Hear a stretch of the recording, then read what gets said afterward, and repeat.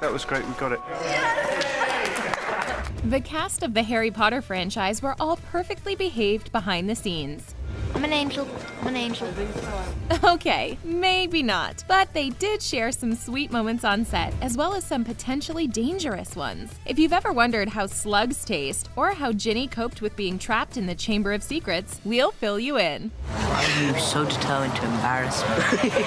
Ginny waited so long for Harry to finally return her affections, but Bonnie Wright wanted to wait even longer before locking lips with Daniel Radcliffe. Apparently, they both felt it was strange to smooch someone they'd grown up with, which made each actor nervous. Needless to say, they didn't quite get this in one take. It took quite a few the first film, yeah. Bonnie estimates that their nerves caused them to redo this scene 30 times before Harry and Ginny's first kiss looked convincing in The Half-Blood Prince. The lesson Bonnie learned from this? When it comes to kissing, or just filming a kiss, sometimes you just have to go for it. We had fun doing it. We joked about, Speaking of awkward on-set kisses, tons of fans were excited to see Hermione and Ron lock lips for the first time. Or at least were willing to put up with it in exchange for never having to hear Lavender say, "Go on, one." Again. But behind the scenes, Rupert Grint and Emma Watson were both dreading it, since they considered themselves siblings at that point. Believe me, we both wanted it to be over equally as much as the other. As clever as Hermione, Emma came up with a plan. She knows that rather than doing 27 takes, she knew if she committed really early, we'd get it. She wasn't about to do 30 takes like Bonnie and Daniel, so she threw herself at Rupert right away. Once we did it, it was nice. We know Daniel Radcliffe can act, but can he dance? You might not know what to believe after seeing this clip of him and Shefali Chaudhry at the U-Ball. In Harry Potter and the Goblet of Fire, we learned even witches and wizards have school dances full of drama. Apparently, it took a little time for Harry and Pravati to get their moves right on set. It is just a rehearsal. Later, Daniel claimed to be a fantastic dancer. But because Harry's not very good, I felt I should play it down. Is he a really bad dancer or a really good actor? Ron's brothers, Fred and George, are notorious troublemakers, but Rupert was the real problem on set. Sometimes stars couldn't help but giggle during a scene, and every cast member in the Harry Potter franchise is guilty of this, but no one caused as many disruptions as Rupert. You shouldn't be laughing at the end when you find out that Dan's gonna potentially be killed by Snape. His laughter distracted his co-stars. I can see Rupert laughing in the mirror, and I can see him, and I can hear him sniggering in my ear. Frustrated the crew. Rupert will start giggling, and he'll pretend he isn't giggling. And ended up causing the need for a penalty system for unsanctioned laughter. Red card.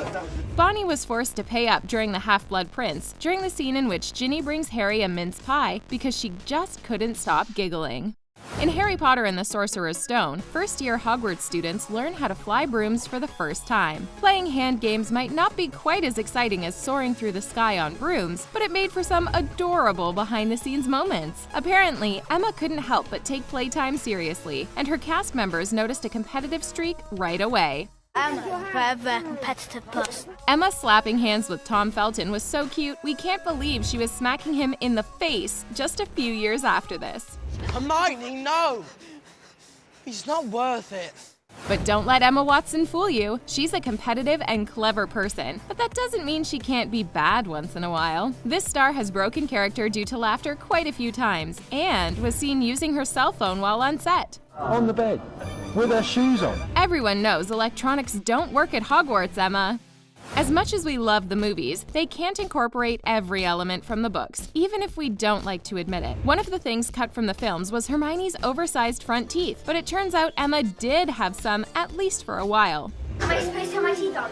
According to Sorcerer's Stone director Chris Columbus, Emma is actually wearing false teeth during this scene, but he realized she couldn't keep acting with them in her mouth. Oh, are you doing magic? Let's see then. What's more difficult than trying to get a big group of kids to cooperate on set? How about trying to keep them in line when they're flying through the air? That was a real problem thanks to all those Quidditch matches, and when we saw dueling in Harry Potter and the Chamber of Secrets. Maybe that's why Harry usually sticks to a simple disarming spell. Expelliarmus! As you might have guessed based on this scene we talked about earlier, there was no love lost between Hermione and Draco. Not unless we're talking about Dramini fanfiction. But behind the scenes, Emma admits she had a huge crush on Tom Felton when they were kids. That's right, during the first 2 films, Hermione was really smitten with Draco the entire time. Some people think Emma and Tom are dating in real life, but he claims that when he found out about her crush, I heard it through the grapevine, and then eventually, we became good friends. Poor Emma had to film her scene on the Hogwarts Express with fake teeth, while Rupert and Daniel got to stuff their mouths with candy. I got every single flavour. Well, hopefully not every flavor. George sweared he got a bogey flavoured one once. Apparently, nobody ever told Daniel not to play with his food. Get a snake and turn it into a whip. Daniel Radcliffe and Rupert Grint are friends in real life, but on set they had a few differences. Apparently, Rupert was a little bit shy and didn't want to be seen while he was getting his hair and makeup done. Rather not be seen like this? Yeah. Meanwhile, Daniel had no problem wearing some different clothes during Harry Potter and the Deathly Hallows. Wow, we're identical.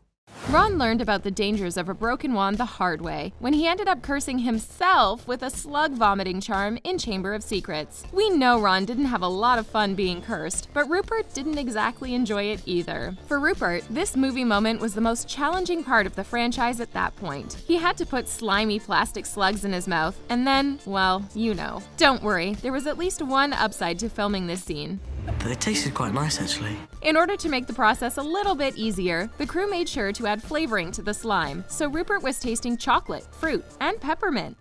Apparently, Harry Potter and the Chamber of Secrets was full of challenges for the cast, and Bonnie Wright struggled to get through one of the scenes. Ginny Weasley has a bigger part in the second movie, but unfortunately, that was because she was being tormented by you-know-who. She ended up in the Chamber of Secrets, laying on a very cold marble floor. According to Bonnie, the floor was so freezing that she couldn't handle laying on it for long enough to film the scene. So in order to get her through it, the crew hid hot water bottles in her clothes to keep her warm.